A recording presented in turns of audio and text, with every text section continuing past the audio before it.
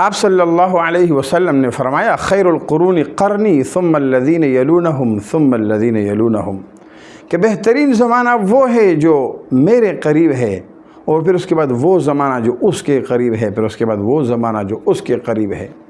یعنی میرا آپ صلی اللہ علیہ وسلم کا زمانہ، پھر صحابہ کرام کا زمانہ، پھر تابعین کا زمانہ، بتدریج اس طریقے سے جو زمانہ جتنا دور ہوتا جاتا ہے آپ صلی اللہ علیہ وسلم سے، تو وہ خیر نکلتا جاتا ہے اور اس کے اندر شر داخل ہوتا ہے۔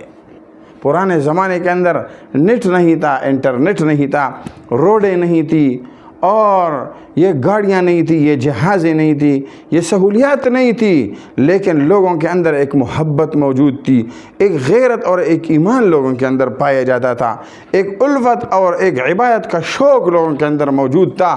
آج 1500 کا صدی چل رہی ہے، 2024 کا زمانہ جاری ہے، آج ہر طرف روڈوں کا جال بچ گیا، ہر طرف جو ہے نا وہ گاڑیاں ہی گاڑیاں ہو گئی، اور جہازوں کا زمانہ آیا، تعلیم اور تعلم کا زمانہ آیا، لیکن لوگوں کے دلوں سے وہ محبت نکل گئی۔ لوگوں کے آپس میں جو محبت اور تعلقات تھے اللہ کے رضا کے لیے، وہ لوگوں سے نکل گیا۔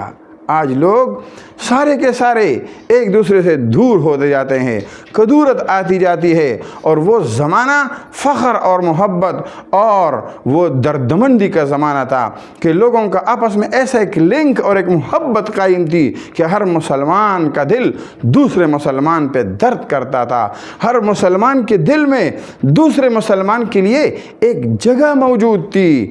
آج وہ جگہ ایک مسلمان کے دل میں دوسرے مسلمان کے لیے نہیں رہا۔ جس دور پہ نازا تھی دنیا، اب ہم وہ زمانہ بھول گئے۔ اوروں کو جگانا یاد رہا، خود ہوش میں آنا بھول گئے۔ منہ دیکھ لیا آئینے میں، پر داغ نہ دیکھا سینے میں۔ دل ایسے لگایا جینے میں کہ مرنے کو مسلمان بھول گئے۔ اذان تو اب بھی ہوتی ہے مسجد کی فضا میں اے انور، اذان تو اب بھی ہوتی ہے مسجد کی فضا میں اے انور، لیکن جس ضرب سے دل ہل جاتے تھے وہ ضرب لگانا بھول گئے۔